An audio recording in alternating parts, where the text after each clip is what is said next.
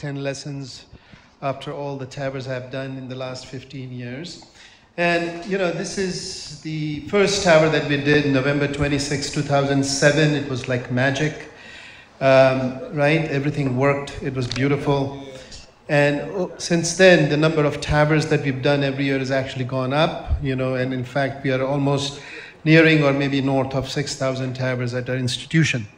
So the first lesson that I have learned about this TAVR is that TAVR is actually a team sport.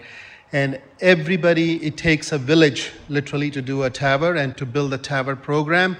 And I think everybody is an equal stakeholder. So this is not a one person, this is actually truly, you have to respect all the stakeholders, whether it is imaging, surgeons, your fellows, nurse practitioners, all of them.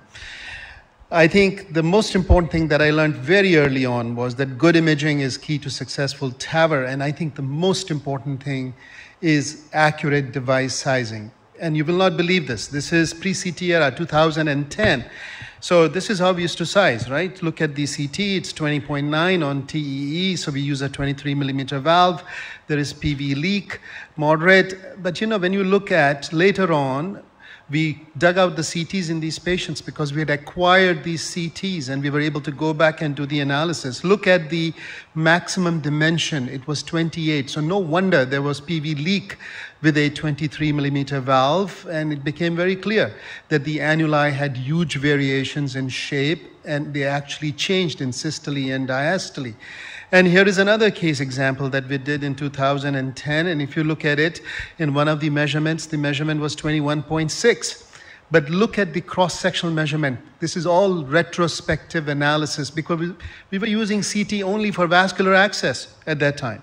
And it became very clear that even a 29 millimeter valve would have actually had PV leak, not just a 26. And there was no 29 millimeter valve at that time. So one of my associates actually did this analysis. We went back and looked at CTs in these patients, and our analysis was actually one of the first analyses to show that CT sizing was the better way to go rather than by doing echo. Now, this is just a case. This is something that we did in 2008, and look at this aortic root injury.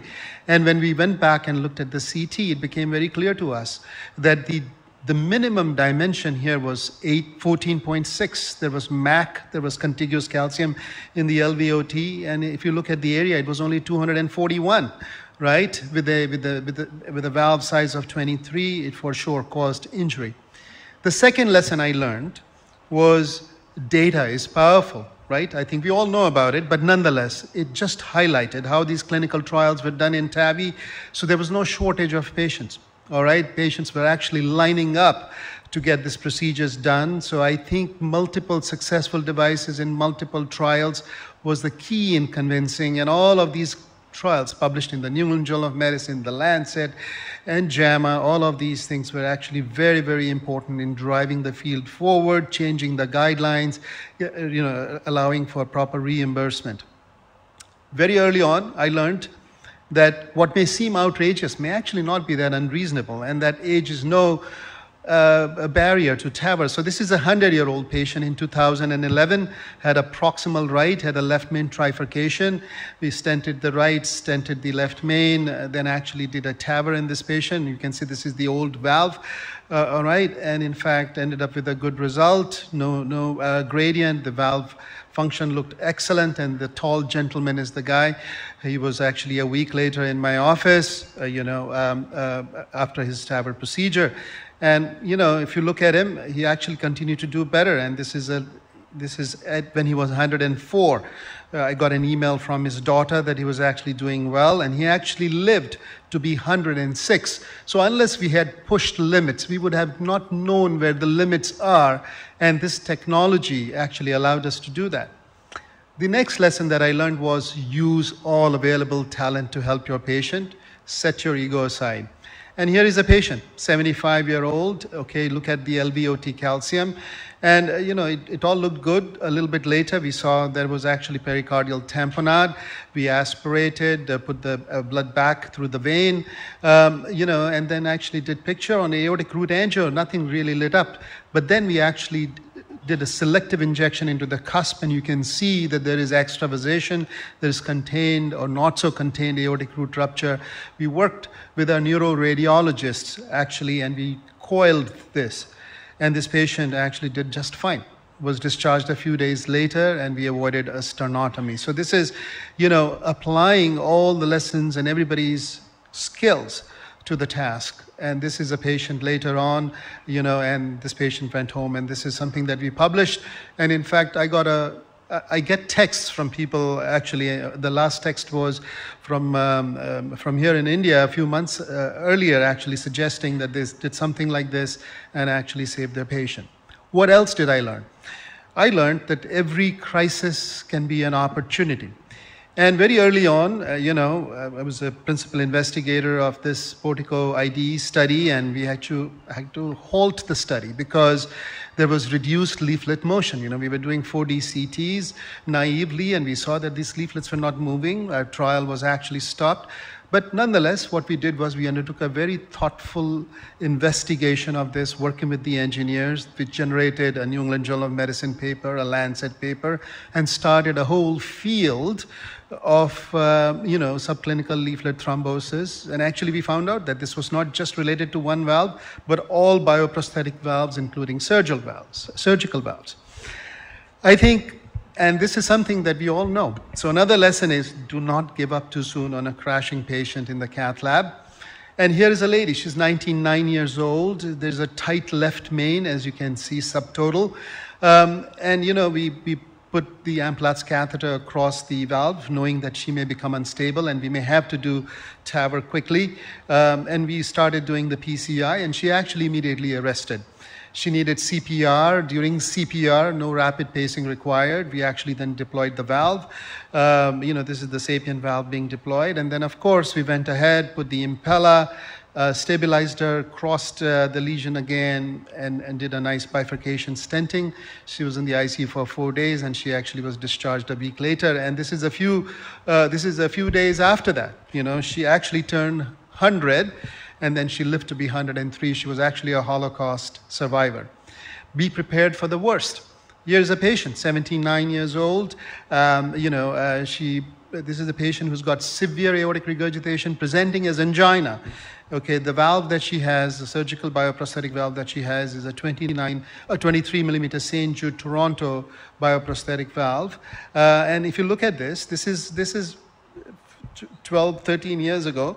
All right, and if you look at the coronaries, they're actually very low. The quarters in the sinuses are very, very tight. There was no concept at that time of left main protection. We actually tried it. We said, okay, let's be ready here. And a guide catheter, you can see that the stent is actually in position. We deploy this valve. This is the earliest version of the SAPIEN valve, and it looked okay. So the LV this is pre-TAVR, and then shortly thereafter you can see what has happened to the LV. It's not moving much. You take a look at the picture. Of course, the left main ostium has been pinched. Good for us because we were able to pull this valve, stent back and actually deploy it. And one wasn't enough. In fact, we had to reinforce it with another stent as well, and actually then did intravascular ultrasound and all those things at that time. You can see what has happened to the hemodynamics, normalized, and this is actually the ejection fraction 1 day post. So I think we were prepared to actually take care of this patient. I think, what is the other thing that I learned?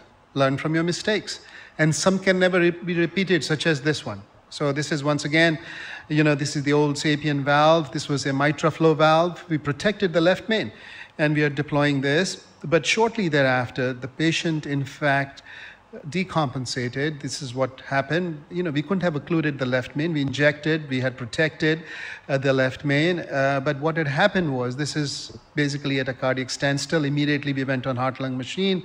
The problem here was the old SAPIEN valve, you didn't know which way unless there was no way to verify, and that is exactly what had happened. So we very quickly put another valve now, this time in the right direction, and this is post second valve. All right, so the patient was extubated, decannulated in the cath lab, and did well.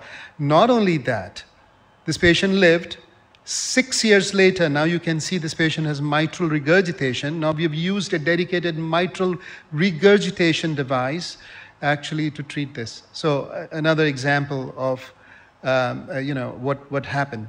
So here, remember your previous experiences and be open to new ideas. And here is a patient with pure aortic regurgitation from healed endocarditis, not a surgical candidate. And we tried doing a balloon expandable valve here. We thought we had it good, and then we decided to post-dilate, and then the valve embolized, as you can see here.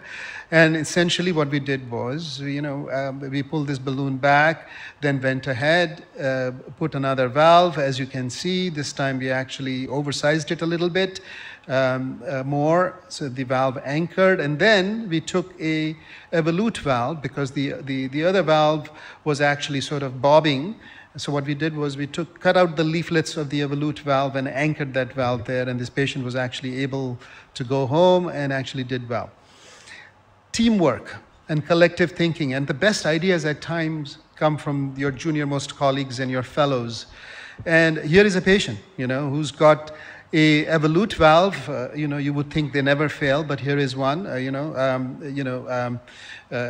it is hard to cross these valves because the leaflets are actually a little bit tall, and we couldn't. So in fact, in this case, what we did was we did a transseptal puncture. We crossed the valve antegratally, created a loop, snared it out from the femoral artery, and then in fact created a rail, and then crossed the valve and did this in a retrograde fashion. So, and I think, you will be humbled. And, I do live cases all the time, and here is one such live case we did. We were asked to show a very tough bicuspid aortic stenosis, look at the amount of calcium, and, this patient we thought did great.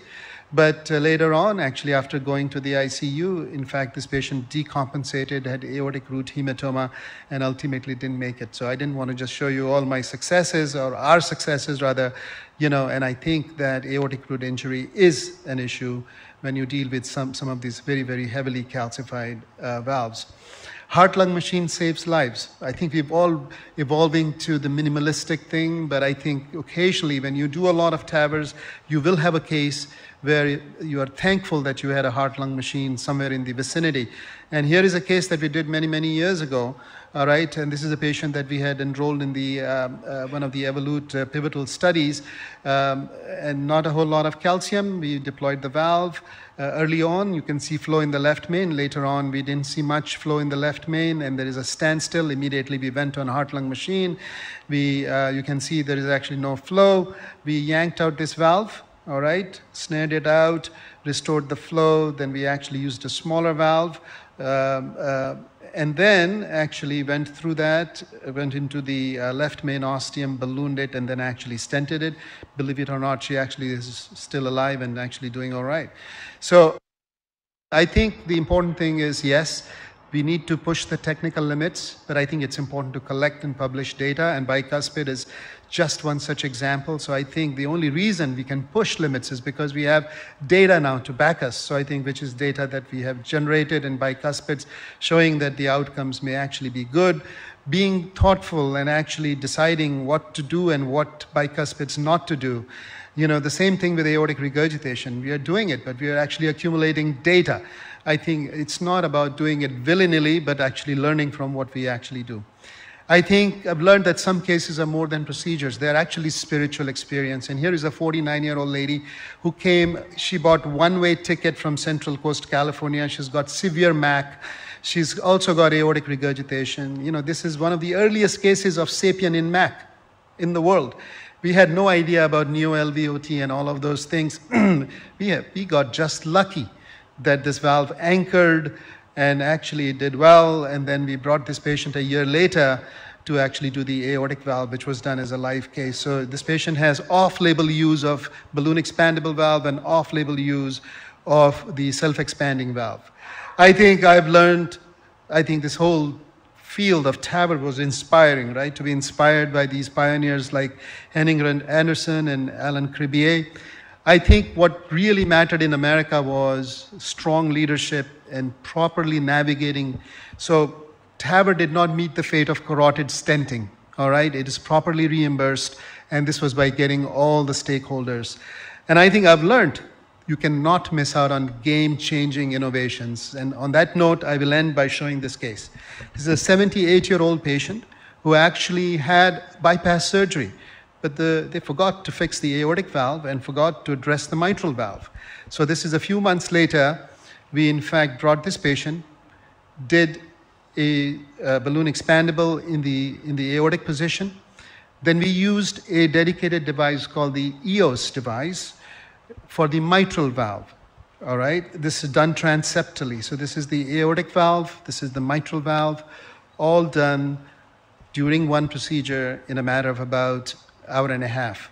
So I think this is one month follow-up on this patient, and he's doing great. So let me just end my talk. And I mentioned earlier about my fellows. We are very fortunate to have 4 or 5 fellows, young people, and then also visiting fellows that come to us around the world, and they stimulate. And I think this is the young do not know enough to be prudent, and therefore they attempt the impossible and achieve it generation after generation. I'm lucky to hang out with these young people. And I have to say, this is the last slide here. So, the little younger guy sitting to the next old guy, he tells him, I didn't believe in reincarnation when I was your age either. So I think we should all have a very open mind. Thank you.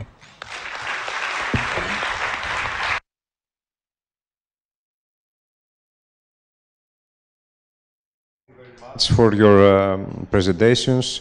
On behalf of Mr. Giakas, Dr. Tsigaresis, and Mr. Iakovou, I would like to thank you for your presentation.